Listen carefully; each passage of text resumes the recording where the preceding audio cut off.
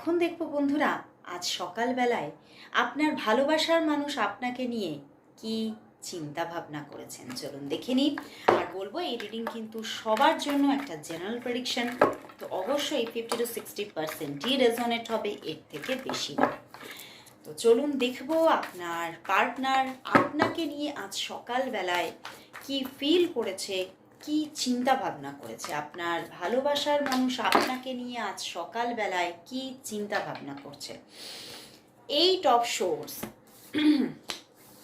9 of Cups, Chariot, 7 of Cups and the Knight of Pentacles। বন্ধুরা দেখুন, card দেখুন, wow.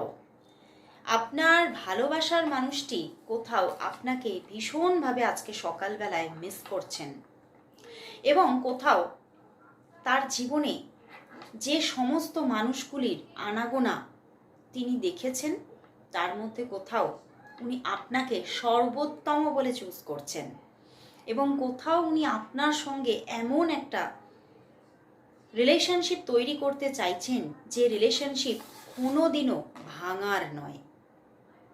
উনি আপনাকে কোথাও কিছু কমিটমেন্ট করতে চাইছে, এবং উনি ভাবছেন যে আর হয়তো বেশি দেরি করলে হয়তো অনেকটা দেরি করে ফেলবো। তো সেই জন্যেই উনি কিন্তু কোথাও এবারে নিজের দিক থেকে অ্যাকশন নিতে চাইছেন। উনি একটা সময় ভেবেছিলেন যে তুমি আমার মনের আশা, কিন্তু আমি নিজে থেকে কোনো অ্যাকশন সেভাবে আমি নিতে চাই না। কিন্তু আজকের দিনে উনি সেই সমস্ত জায়গা থেকে বেরিয়ে এসে অ্যাকশন নেওয়ার কথা ভাবছেন। সমাজের সব কিছু, সমস্ত বাঁধন বা সমাজের সমস্ত কিছু যে একটা লিমিটেশন আছে, সেগুলোকে বজায় রেখেই তিনি তোমার সঙ্গে একটা সুন্দর সম্পর্ককে বজায় রাখতে চাইছেন। তবে মাঝে মধ্যে উনি কিছুটা নেগেটিভিটিও ফিল করছেন। উনি ওনার এই কথাগুলো তোমাকে বলা উচিত কিনা এই নিয়ে বারবার মনের মধ্যে একটা উথাল পাথাল চলছে, বাট তবুও তোমাকে সে এবার মনের কথাগুলো বলতেই চাইছে।